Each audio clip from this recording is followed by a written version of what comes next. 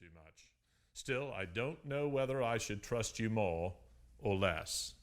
That last bit was said playfully.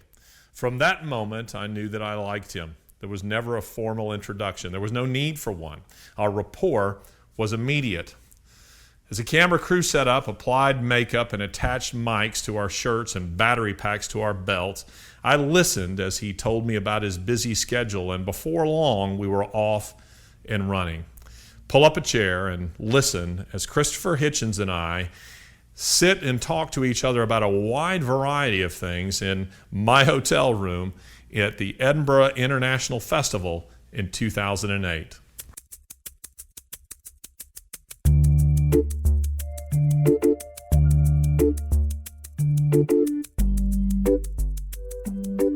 Just want to start by asking you a few questions about the festival. You've been to the festival in past and presented, yes?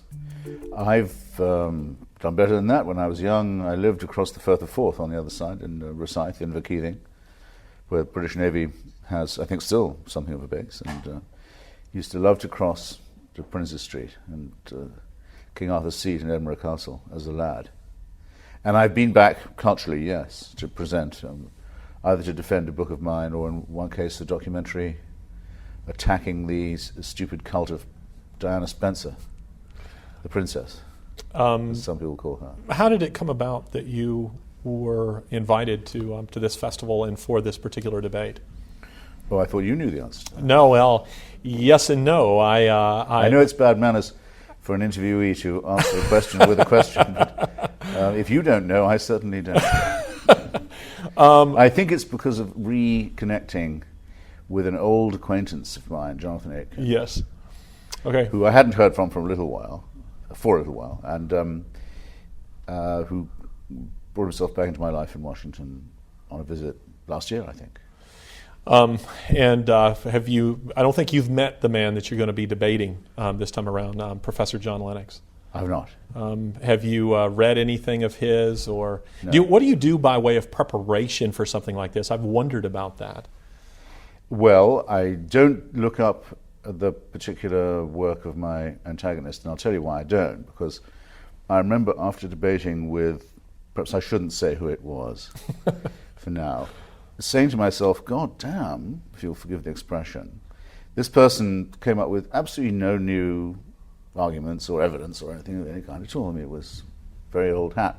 And I suddenly thought, that isn't a fair criticism, on my part, I mean. How could they? There isn't going to be any new evidence. There isn't going to be any new argument. Those who defend the Christian worldview are stuck with the one they've always been stuck with. It's wrong of me to expect that they will come up with original material. It either is or is not a matter of intellectual and moral integrity. So I don't do any prep. And I don't want to say that in a complacent manner. I mean, I do know what their arguments are. Mm-hmm. I judge them afterwards by whether or not they understand my position, which so far they've not. I've never yet met any religious believer who understands what it is to be a person without faith. What would the so-called new atheists, of which you're considered to be a part, what would be their objectives, your objectives? What would you hope to achieve through debates like this? Well, our objective is to help give direction and muscle to something that we believe is happening in any case. Mm-hmm. That's to say, the willingness, the readiness among an unexpectedly large number of people to push back against clerical and theocratic bullying, wherever it may be found, in the extraordinary number of forms in which it's presenting itself or recrudescing itself at the present, whether it is the appalling possibility of a messianic regime getting an apocalyptic weapon, that's to say in Iran, or the horrible things done by the militia, the Hezbollah militia, controlled outside its borders and within by that regime, or Jewish theft of other people's property in the name of the Messiah in Palestine, in the hope of bringing on Armageddon with the help of American Christian supporters. Idiocy of this kind, or what the parties of God have been trying to do to the people of Iraq or Lebanon. Or the attempt to stultify American children by telling them that it's just as interesting to consider evolution by natural selection in the same breath as creationism in science class. Doesn't matter what form this nonsense takes.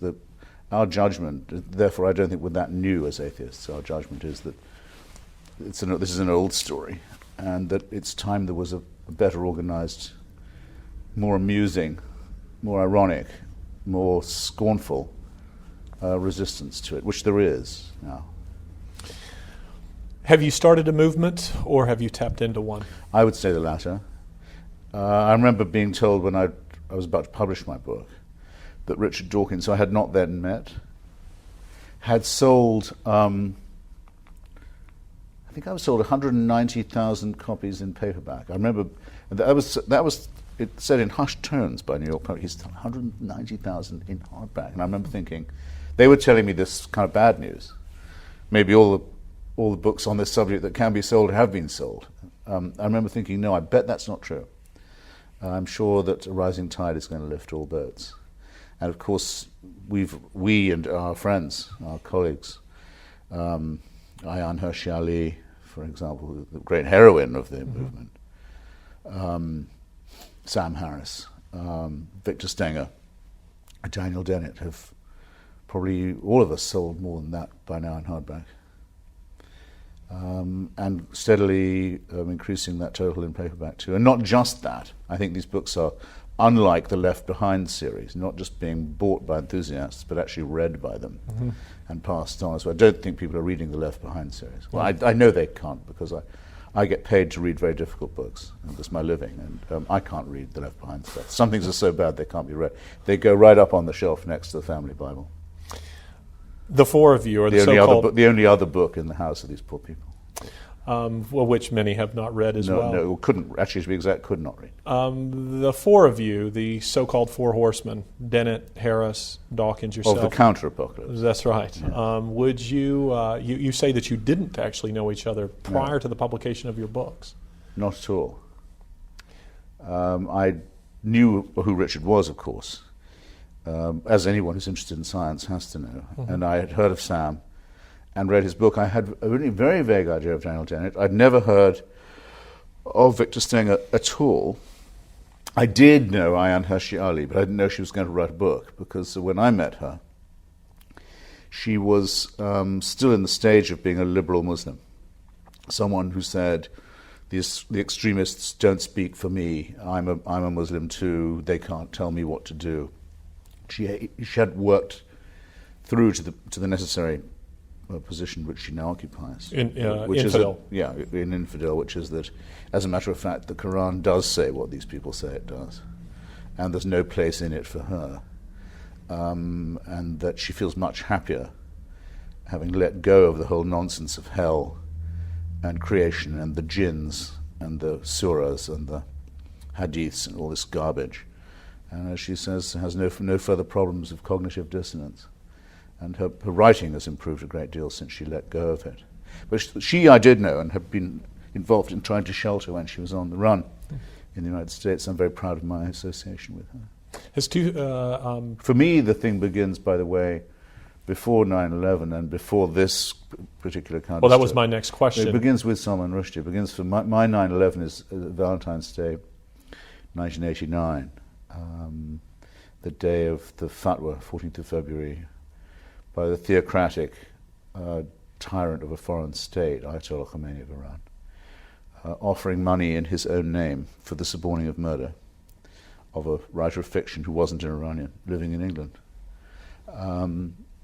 Happened to be a friend of mine. The last bit is the least significant. I thought, right, that's a really frontal attack now between theocracy and, frontal confrontation between theocracy and what I still think of as the ideas of the Enlightenment. One of the criticisms of the new atheists is the argument is made that there's not much distinction made between the various religions, but lumping them all together. What do you say about that? Well, should I contain your question in my answer, by the way? Yes. Yes. We only have one camera. Sure. Well, it's sometimes said. Two things are sometimes said of us in scorn. One is that because of our contemptuous attitude to all this, we are ourselves a sort of religion, a kind of a faith. We are. Sometimes the term is atheist fundamentalist. And the second is that that we don't really make any kind of distinction between the extremists, the fundamentalists, and those other people of faith. Well, to take those in reverse order, if I could. By all means. No, why not take them in order? Just to get the first one out of the way. We say in advance what would refute our position. Okay. If the famous case, I think it's Haldane, says, you find us rabbit's bones in the Pleistocene layer, and we'll agree that we're wrong about the way the world evolved. I mean, there are innumerable ways in which we have already said what would be for us a total defeat if it was to be found out. Okay? No religion will tell you in advance what would refute it. They can't do it by definition because it is a matter of faith, and because it is a matter of faith, come to my second point. We are, I think, entitled to say that it is, in that sense, the same whichever form it takes. My daughter, for example, goes to a Quaker school in Washington, a friend's school, Sidwell. My younger daughter does. It's nothing like being a member of the Hezbollah, obviously going to the Sidwell friends, but they do have one thing in common. They think that faith is a good thing in itself, and morally superior to reason. And I think that's a huge surrender of the most important, most precious faculty that human beings have. And I think it's the same mistake in whichever form it is made. And as a matter of fact, it can have horrific consequences. People think of Quakers as basically herbivorous and charitable, and if a bit boring, essentially kindly and so forth. You just read Benjamin Franklin on the way they behaved in Philadelphia during the French and Indian Wars. They were willing to sell out the whole idea of the United States and of an independent America if it conflicted with their appalling piety and their appalling commercial hypocrisy. They were a real menace at the time to the survival of themselves and others.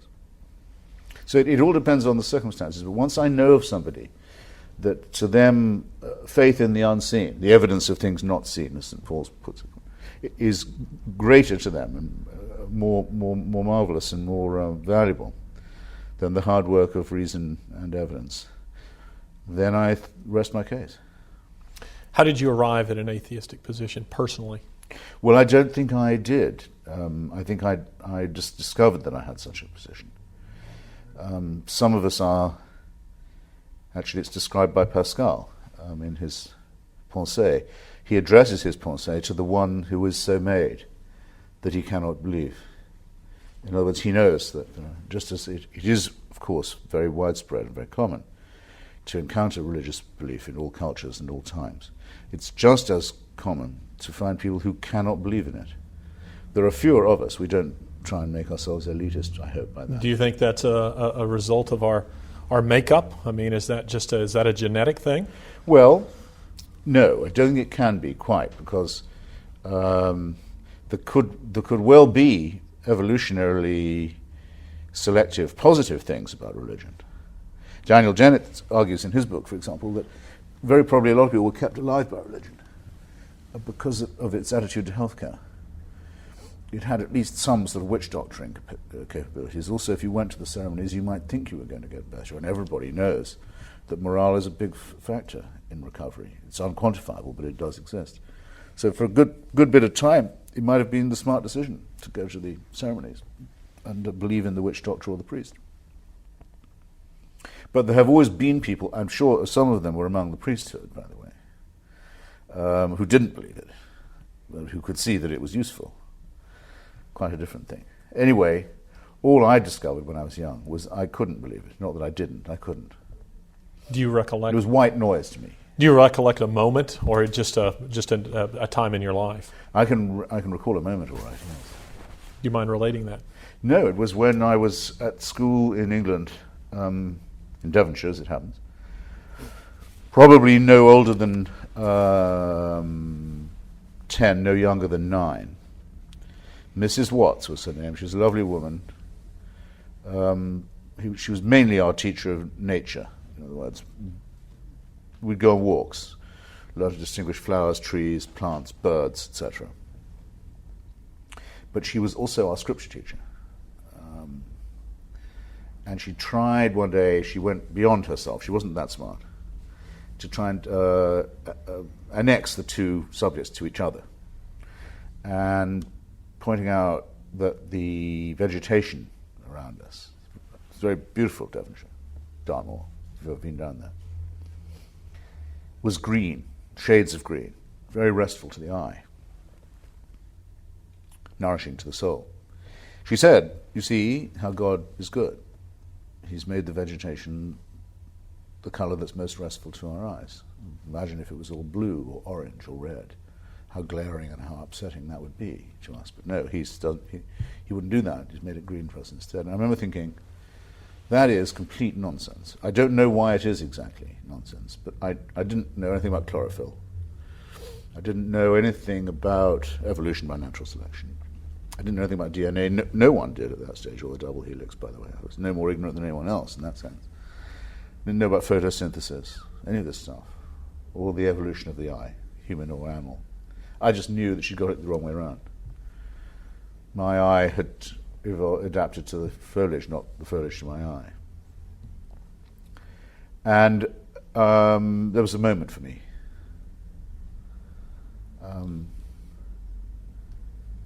There were other things, of course, as there have to be if you sit, listening to, if you're exposed all the time to the Old and New Testament.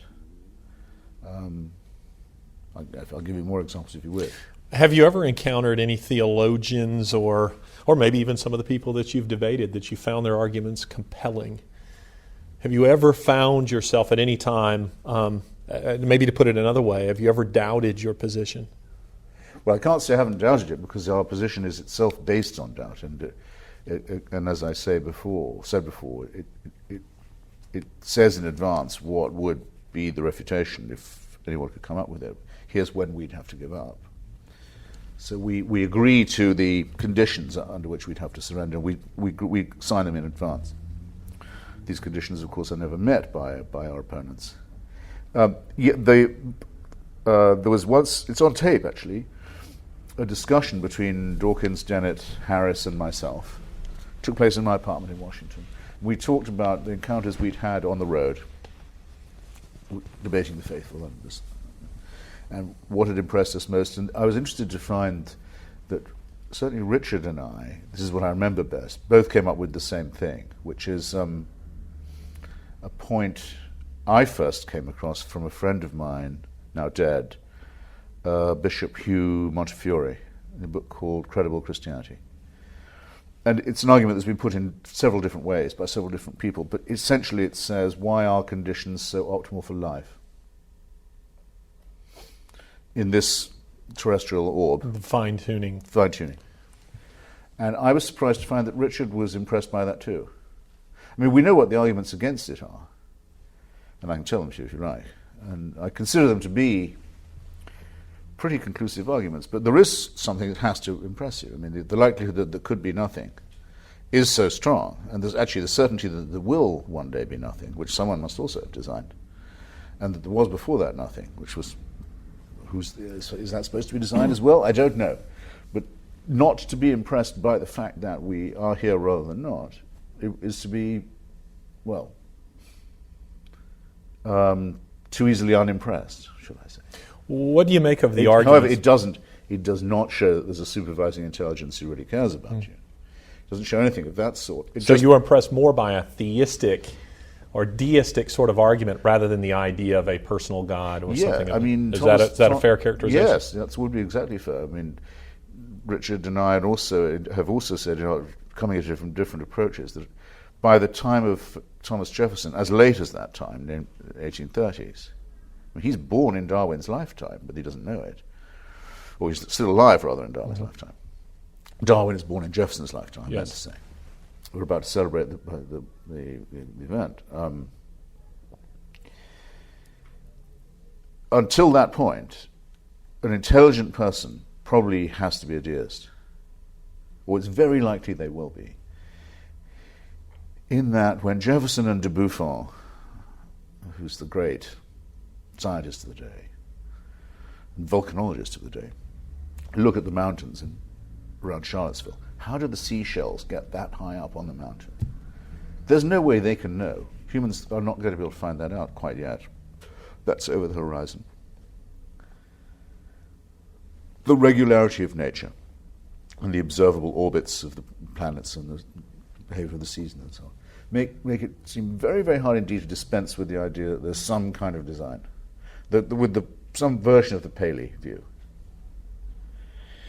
But the deist has all his work ahead of him in becoming a theist. I mean, you can take a deist position, and that's a lot. It's a huge number of unprovable assumptions. But then you want to move it to, that shows that if you make the right propitiations on your knees, you'll have eternal life. No, it doesn't prove anything of the sort. Or that God could have a son who would be subjected to human sacrifice. It doesn't prove anything of the kind.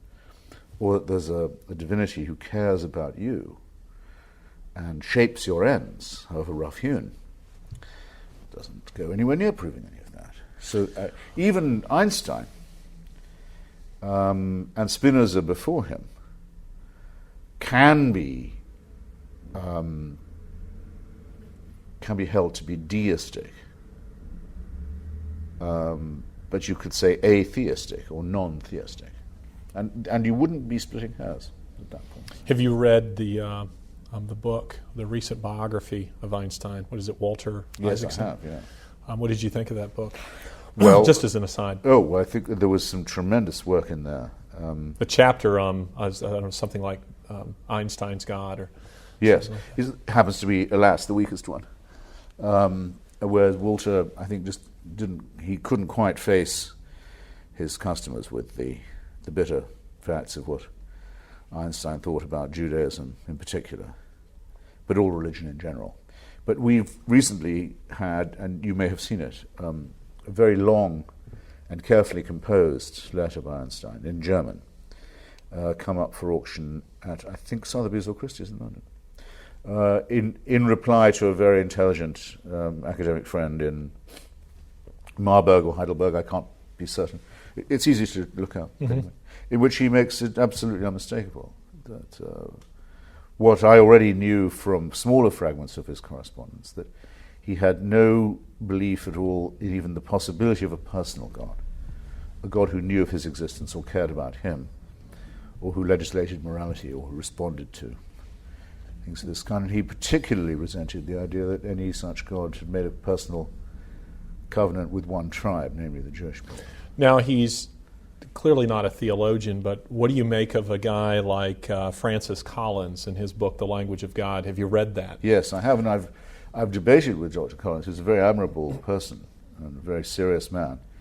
But it seems to me that if you've already read C.S. Lewis, which I have, you don't need to read Dr. Collins, except out of interest. I mean, he there's absolutely no difference at all between his view and that of the author of Mere Christianity and the Screwtape Letters. It's exactly the same. And then there are things in Francis's, if I can call him that, I think he wouldn't mind, in his own account, which are sort of embarrassing for his friends. I mean, he says that he's a keen hiker, outdoorsman.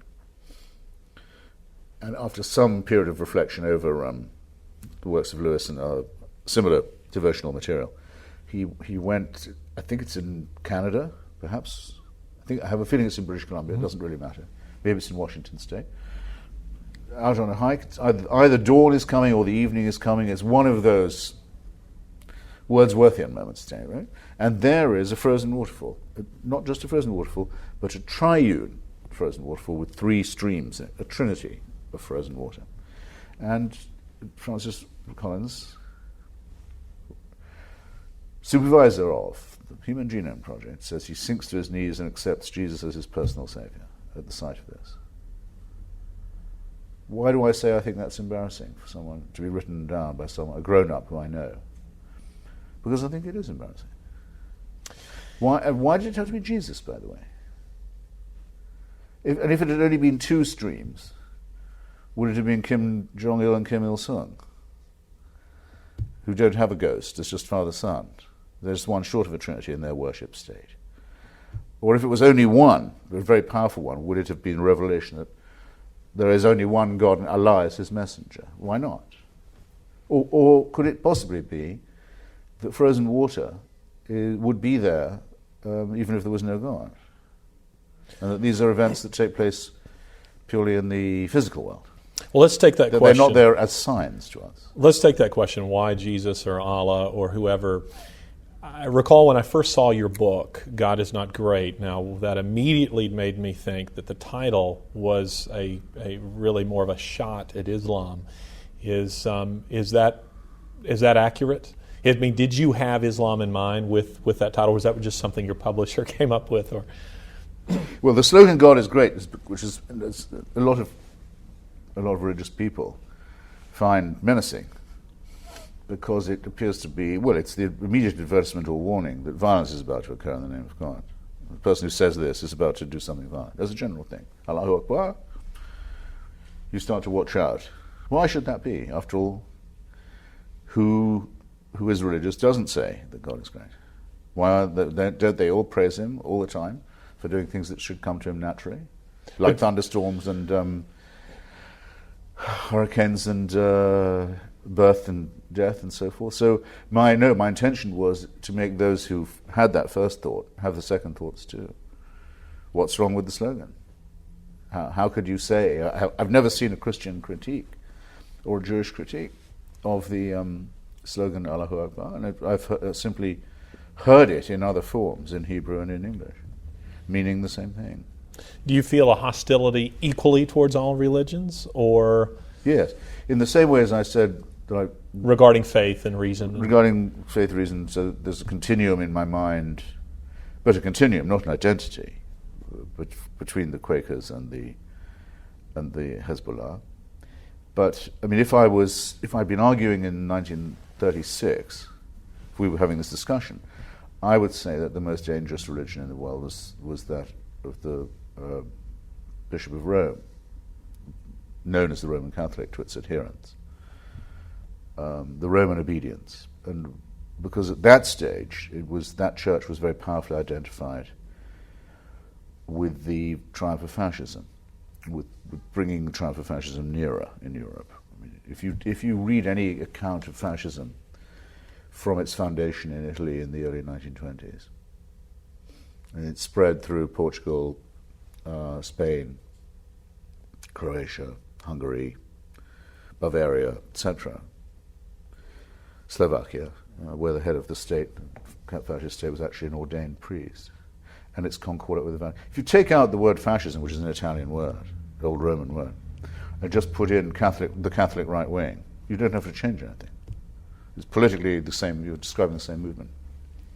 Nazism is a little bit different. Nazism is a much more violent and more pagan mutation, not a secular one, as some people mistakenly say, but not, and also having an official political signed concordat with the Pope, treaty of alliance with the Vatican, but not as bad. But so I would then certainly have said, and not for Protestant reasons, but for secular reasons, that the Catholic Church was the most menacing church in the world. I don't think that's true now. At the moment, the main theocratic threat is clearly from Islam. Now, I think you have, and from within Islam also, because it's having its own civil war, or at least one, maybe two, possibly three civil wars, in which it wants to involve outsiders as well. So it's the one that's giving us the most problem now.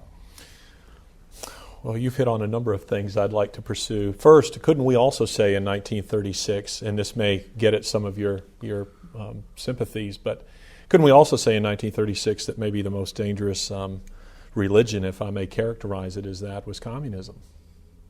If you characterize it as a religion. Well, it certainly had some religious trappings. I mean, I'm thinking of somebody like Lev Kopelev, who wrote the book "The Education of a True Believer," yes, in which he says that Stalin was the high priest and Lenin had written the Holy Writ to which they all adhered to. Lenin's mausoleum. I mean, they used all of this religious trappings. I agree with you about that. I'd go further. I mean, if you are Joseph Stalin, by the way, a man educated in a seminary, that he was kicked out of. Go to become a priest. In other words, who knows something about the racket. And you know that Russia, for centuries, has been a despotism where the church and the state are one, where the Tsar is not just the head of the government. He's not a god figure, precisely, the little father Tsar. The little father. He's a few inches above the human. He's not sainted or holy, but he's more than just a king.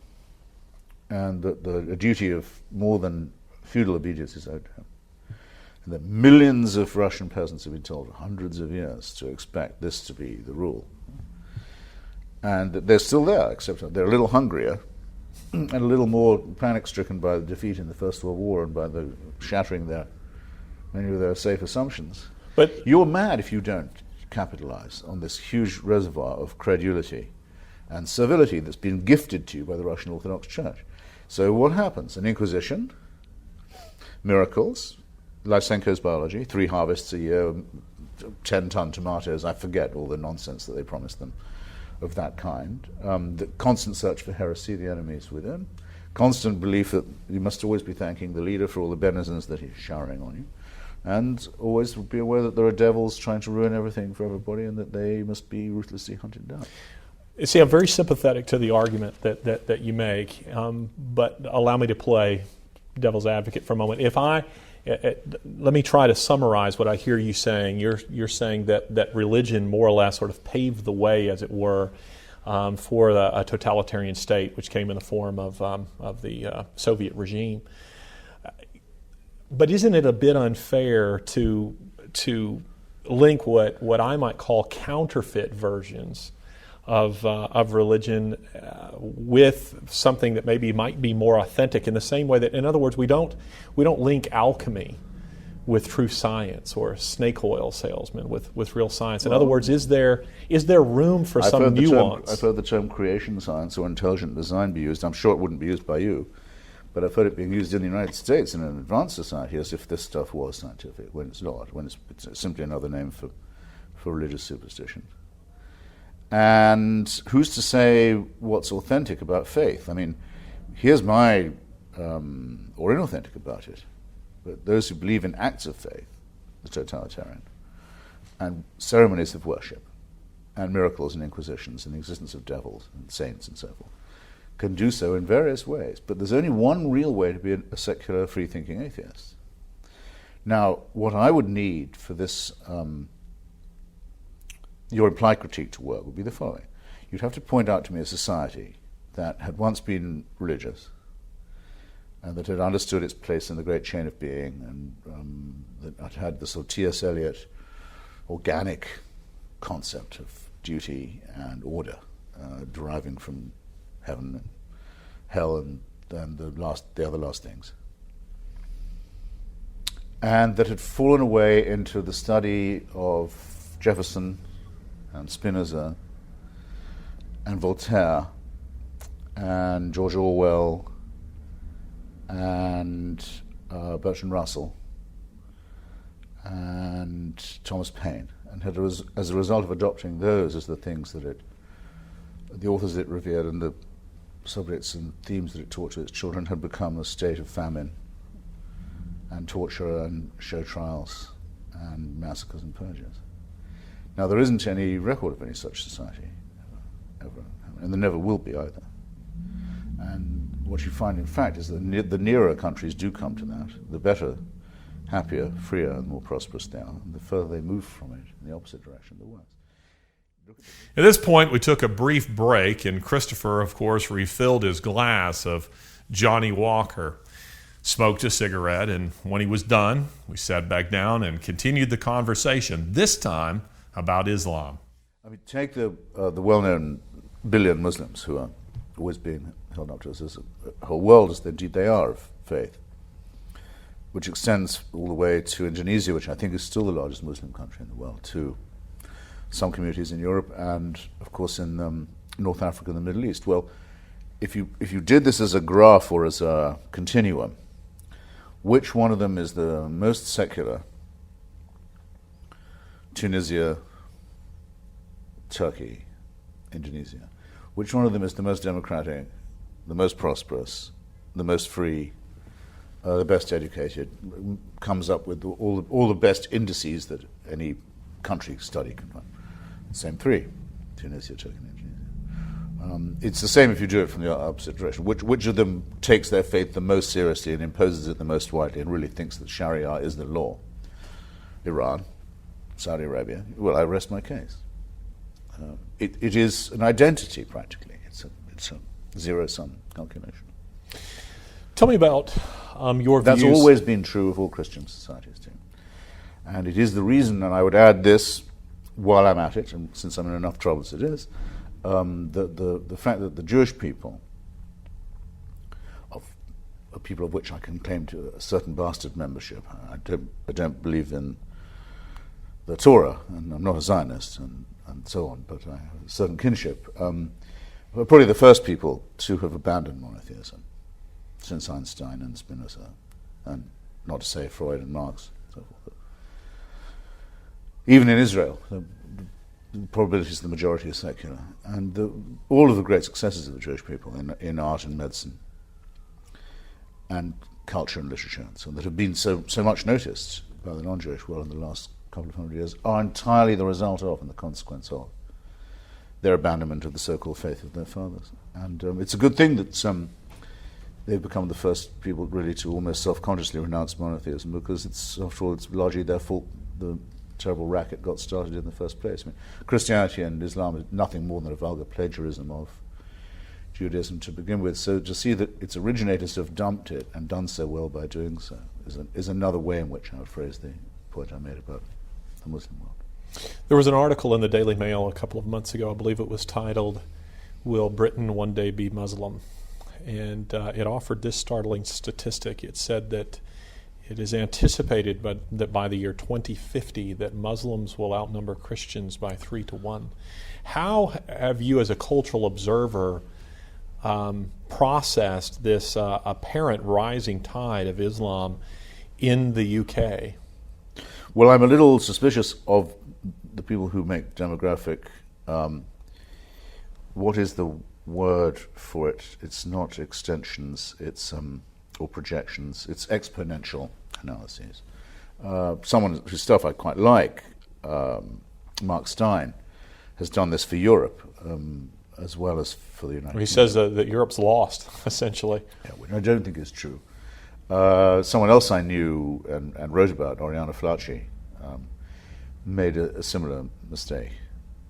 There are two things, at least, that are forgotten about this. One, though it is true that Christianity is declining for good and sufficient reasons, and it may already be true that more Muslims go devoutly to places of worship in Britain than Christians do, of any denomination, certainly than of members of the Church of England. I think that may already be the case.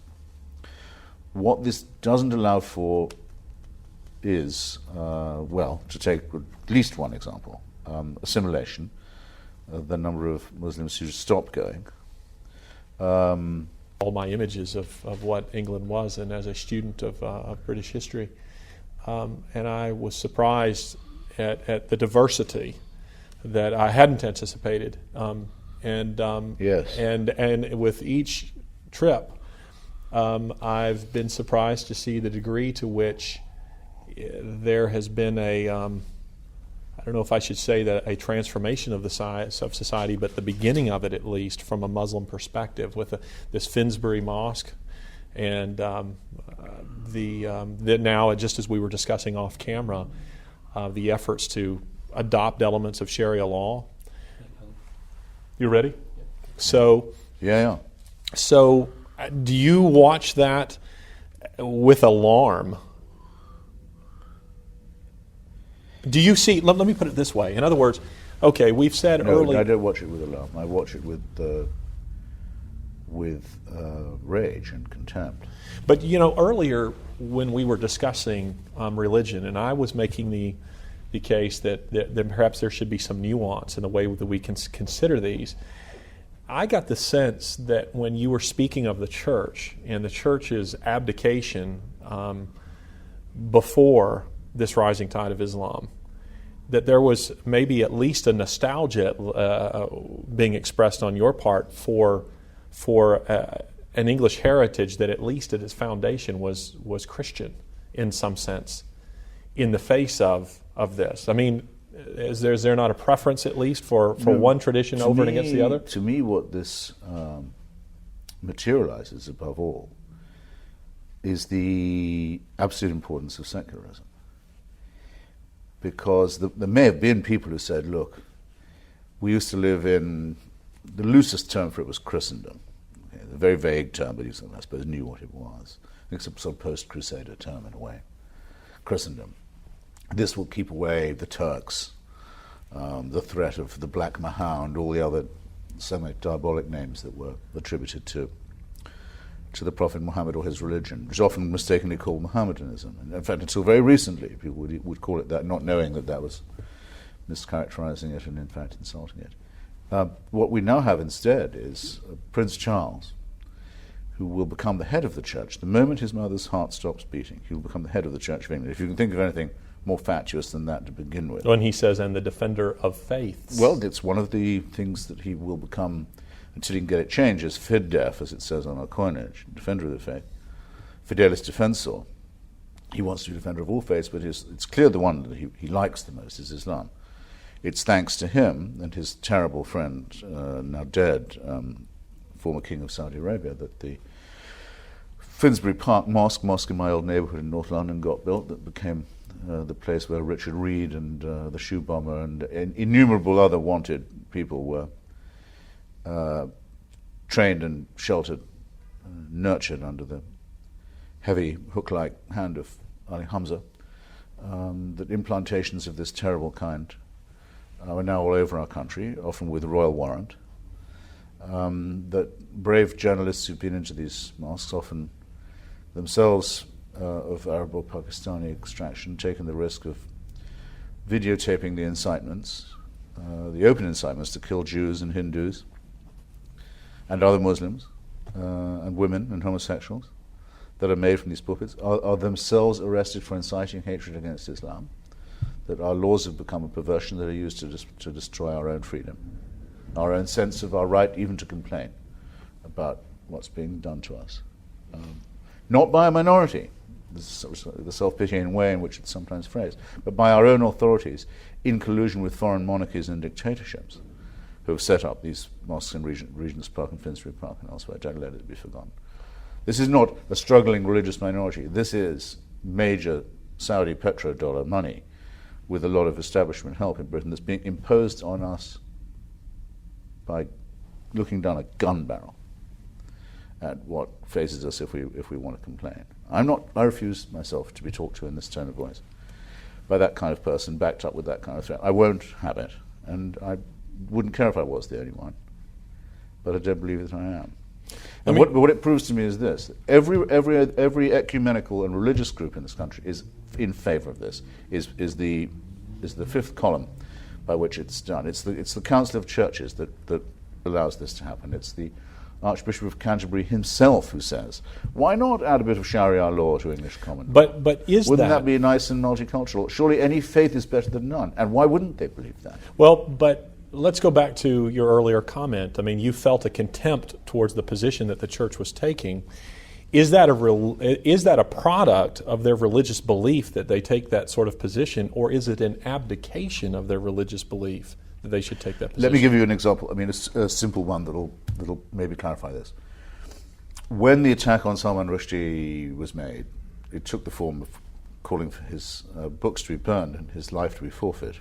I recall So that. it wasn't a question really of censorship, but some of the Muslims realized they'd been stupid in going outside the law and calling for murder and violence, and by the way, accepting bribes from foreign dictatorships to carry out these acts of violence. They realized they were stupid. They should have done something cleverer. There was a blasphemy law already on the books of the British law. It's been there since the Victorian period. It says you can't make rude remarks about other people's holy books, but those holy books must be Christian. The law only defends the Christian God. So what they tried to do is to say, let's update the blasphemy law, make it more pluralistic, make it more multicultural, make it more inclusive. That would be the other sinister, shady word that would get used, wouldn't it? So whether or not they asked for it to cover Jews or not, I can't remember, but certainly Muslims. Now, there are two answers to this, two possible ones. One is, leave it as it is. Only Christians are defensible against blasphemy, or can invoke blasphemy defense in Britain. That, I think, would be a tough decision to take. And that is the present law. Second is extend it to cover other faiths, including Islam. And third is we don't have a blasphemy law. It should be repealed. Well, it's been repealed now. That was the correct decision. The only answer to this kind of aggression is not Christianity or Judaism or other forms of religion. It's secularism. It's saying the state and religion must be separate, as the Virginia Statute on Religious Freedom, first adumbrated by Thomas Jefferson and James Madison, and later refined and perfected into the Establishment Clause of the First Amendment of the U.S. Constitution, with which I hope you're in warm agreement. Well, let me ask you a personal question, because I don't want to detain you too long. And maybe this question is it's very difficult perhaps to separate the two, but is it the idea of a God, a personal God, who stands to judge in the next life for our actions in this life that is offensive to you? Or is it religion in general? Would you make a distinction between those two? You know, Isaac Asimov and I think Aldous Huxley both said they didn't want there to be a God. Or is it more just a hostility towards religious belief? Does it come back to you? Because you've made a number of references to, in a sense in which it seems that you base your atheism on some sort of scientific rationale. Does it come more from that direction? Well, let me say, sorry, start again. You're asking me to choose between two strands of my argument that are in fact indissolubly complementary to one another. I don't think that there is any reason at all to believe that we are supernaturally supervised, created, invigilated, permanently watched, if you might say loved, but loved by some we have to fear, eventually to be judged. I don't think there's any reason at all to think that, none whatever. I don't say it can be proven not true. So it's not offensive to you, you just don't believe it? No, wait, we can't, no, I haven't got my trousers off. Okay. I just say, the first observation is this, the most the atheist can say is, because I'd rather say atheist than agnostic, is not that can definitely be disproved, but it can be shown that none of the proofs of it amount to anything. There's no reason at all to believe it. Now, I know people who think this, but would rather say they were agnostic, and indeed would sometimes say they were nostalgic for faith that they'd lost. They wish it was true. They wish they could believe it. They liked the days then they could. They made them happy. And my reply to them is, why would you want that? Does nothing strike you as horrible or indecent about the idea of a permanent, unending invigilation and supervision? Round the clock, cradle to the grave, Big Brother is watching you. Someone who can convict you of thought crime while you're asleep, for something you may not even have known you were going to think, and condemn you utterly for it. And someone who continues this policy after you're dead, where indeed the fun really begins.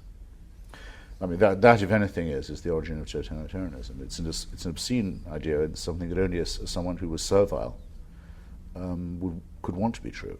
It's the apotheosis of servility. It's the totalitarian temptation. I just simply say that it would be so awful, and it would be so much worse if this dictatorship was benign, was in your own interests, had your best interests at heart, took your freedom away because it knew what was best for you. Yeah. Shall I try that bit again? Yeah, go ahead. It made you unfree, negated the idea of freedom, liberty, because it knew what was best for you. It's even more horrible. The relief one feels that all the efforts to prove that it's true have been in vain is correspondingly greater.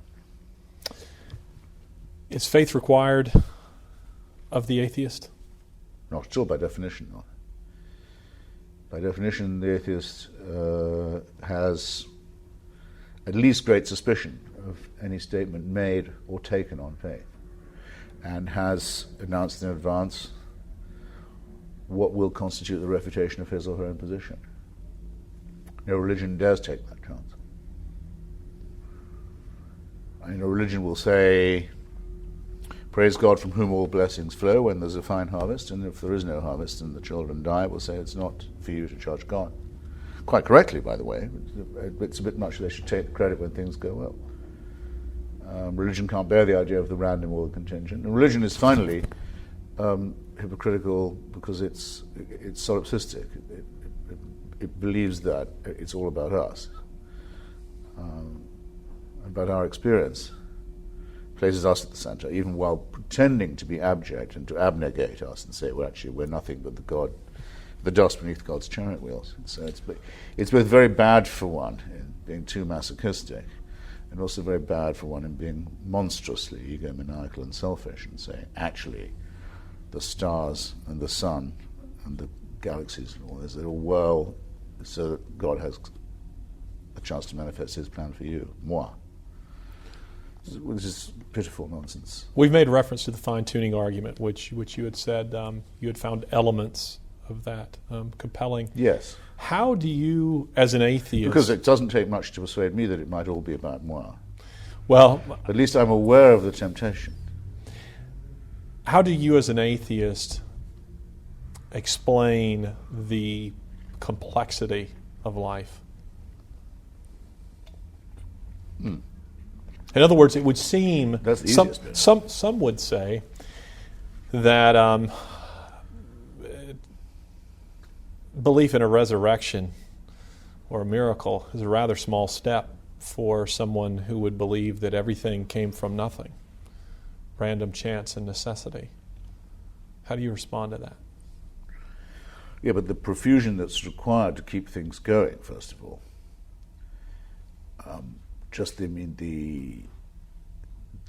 the sheer overproduction of life, the fabulous variety of it, and the great profusion within it, the number of baby codfish one codfish could be having if they all lived, and so forth, and the fact if you see the ways that mosquitoes or locusts or birds swarm, things of this kind appear that they're over-awing in some ways, but they're also sad because most of this is wasted, as is most human life going to be. So think of how many humans have to die having barely drawn breath because there isn't enough room or enough food for them, or the number who are aborted in the womb because they weren't going to make it. Not by us, but by nature, and just the amount of it that's just junked. And all those wonderful brains and emotions and so on, that's just never going to register with any one for any reason. We don't like to think about that. Generally speaking, we arrange not to. A resurrection wouldn't convince me in the least. If I saw it happen, it wouldn't prove that the person had had his opinions vindicated. It happens all the time in Haiti. It was a commonplace, according to the New Testament, in the greater Jerusalem area. In one of the Gospels, everyone gets out of the graves at the time of the crucifixion and goes and greets their friends in town. Lazarus was raised. Jairus' daughter was raised. It didn't prove a single thing about the truth of what their statements were, or whether they were moral or good people at all. Nor would it impress me if someone was arguing with me and was losing and said, but I'd better give in because they knew something I didn't, and I'd say, well, I don't want to hear what it is then. So, well, my mother's a virgin. Now will you believe me? I said, no. That's not a very good argument. Your mother never lay with a guy. Why should I be impressed with your opinions? What does that prove about you? Nothing. Oh, I don't think virgins conceive. Right? And I think the definition of dead people is you don't see them again. And obviously it's wearying to have to discuss all this kind of thing, but they're so common in all folk myths and in all religions, particularly virgin and miraculous births, that I'm used to them now. And no, I'm no more impressed with the birth of Attila or the birth of Romulus and Remus because they're virginal. Well, and if they hadn't been. You'll have to excuse me on that. No. On the question I'm asking why for there's your something not opinion, nothing, so. the question will have to be answered like this. Every few seconds, galaxies we've never had a chance to explore or find out about, go whirling out into nothingness, and burn up into a crisp. You go to the Carmel coast, I can take you any night. You see whole worlds spinning out of control. You see a shooting star every few minutes. It's all gone. There was nothing here for quite a long time.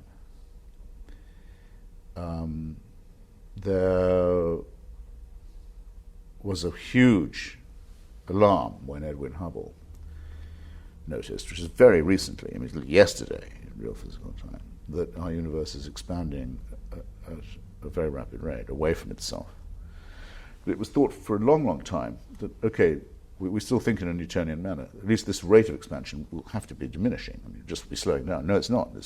As Lawrence Krauss has recently pointed out, it's speeding up. Next time we're going to look through something like the Hubble telescope, we won't be able to look at the evidence for the Big Bang anymore because it won't be within range any longer. Everything's so far flung apart. So if we hadn't looked when we did, we'd never have found out about it. We just happened to be around for that instant. So a lot of nothingness is coming to us. A whole lot of nothing is coming. Whose plan is that? Whose design is that? And while we wait for that, the Andromeda galaxy is heading straight for us. You can now see it in the night sky. It's an observable thing. And the day after tomorrow, in real physical time, it's going to hit. Whose plan is that? Whose design is this? Why will it be nothing rather than something we preciously now have, that we only found out about because we agreed to look through the tubes that the church told us were illegal and profane? So, if I was a Christian or a believer, I would stay the hell out of this argument. I really would, because the more you bring it up, the more you remind everyone you've got nothing. You have nothing to argue with, and all that we do know is only made possible by not listening to the arguments of faith, and not any longer being in a position where we can be silenced by them. You have to tolerate us now, and we're very grateful to you for doing so. We obviously appreciate the courtesy, but we do not forget what you were like when you had the power to forbid this kind of inquiry. A few minutes ago, you touched on the question of morality, and I'm sure that you know the quotation much better than I do, because I'm sure that it's quoted frequently in your debates. Dostoevsky, the Brothers Karamazov, if there is no immortality, there can be no virtue, and all things are permissible. Yes. Do you believe that all things are permissible, or do you believe that there is, what's left if we annihilate the transcendent? What's left to regulate human intercourse? No, it's one of Dostoevsky's, many, just in that novel, but as well as in his other lucubrations. It's one of his many tautologies, really, in that, if you want to run into someone who thinks that anything is permitted to them, that nothing they can do is wicked, you only have to meet someone who believes that they're doing God's will. That's all you require. You meet that person, you've immediately met someone. Doing the murder of a child or the torture of an innocent would be nothing. It would be all in the day's work. But surely we can't. It is most of all those who feel that they are on a mission from the divine, that who feel that they're entirely released from anything that an ordinary person, even a regular sinner, would think of as the obligations of ordinary human society, the individual to one another, or ordinary human solidarity. Would you? So I'm afraid it doesn't. Whatever it makes us think, it cannot make us think what it is hoped for by Shmerdyakov, I think, who says it, who's actually in other ways represented as an idiot in the novel. That therefore it must be that belief in the infinite or the divine is a guarantee of moral behavior. To prove that is impossible. The contrary is the case. Well, as I understood the novel, I think that Dostoevsky's making the point not necessarily that you will become that, but that a lack of belief in the transcendent, it logically follows that anything is permissible. Well, you must address yourself to Archbishop Williams, the Prince of Relativism, for example, and see how he squares it. It seems to me only possible first to say, I don't say that an atheist couldn't become very quickly a relativist. I don't get the sense that you would seek to airbrush out, as some of the new atheists might, the crimes of the Soviet regimes or Well, I don't think that they. In fact, I don't think they do. I'm thinking more. I think there are people like Peter Singer, for example, who do appear to be, if not relativists, I mean, rather crude utilitarians, perhaps. And though, I mean, actually, some of the boundaries between us and other animal species are being made fuzzier by discoveries in the genome.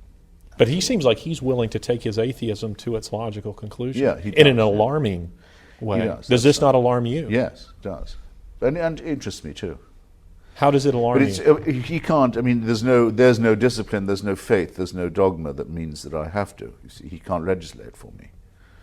We don't have bishops, we don't have priests, we don't have popes. So you would agree with Popper? We don't have this kind. Yeah, we are free. We think for ourselves, and we argue. We don't need, nor do we need to have positive reinforcement ceremonies morning, noon, and night, and every week, and texts, or let alone expulsions, excommunications, any of this. None of this is needed by people who are using only their. But you think Singer's consistent?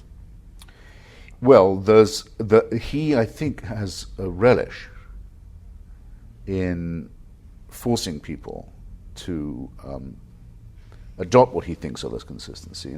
You know, I think particularly in the question of animal rights, in saying to people, by what right, quo warranto, would you say that, for example, a baby kangaroo had more or less rights than your own daughter? I mean, I think he says a pig. Yeah, well, a piglet. Yeah. I just didn't what maybe think Yeah. of kangaroo, but Yeah. actually, piglet would be nearer because the relationship of brain weight to body weight with pigs is apparently higher than dolphins. But I get the impression that Singer would say, and I have a section in my book saying that I think that the old ban on pork by some of the desert monotheisms is in fact not a hygiene question, but it's a buried and fearful worry about cannibalism because of the anthropomorphic relationship that pigs have to us. That's and the way we interesting. taste like them if eaten. I won't speculate about that. And the noises that we make when butchered. I get the impression that Singer would say effectively, and perhaps you know him personally. I don't. I get the impression that he would say, look, Dawkins, Hitchens, you guys want to kick out the foundations of Western civilization, but retain some of the superstructure of a Judeo-Christian world. That's no good. We've got to take our atheism all the way to its logical conclusion.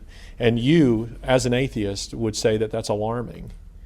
What is it? What Yes. alarms you? Is it? The way I'd rather put it for now is that I'm aware that, because I've been busy on other fronts, that I think I have an unpostponed sort of reckoning with Mr. Singer at some point that I must get ready to have. I must do some more reading and do some more debating with him and also with some of the other animal rights tribes. I do feel that there's a postponed confrontation that isn't postponable for much longer. But you would retain a certain amount of dignity for man in a way that he wouldn't. Well, let me not prejudge the confrontation I've got to have with him. I feel something coming on. You didn't frankly have the balls to put country before party.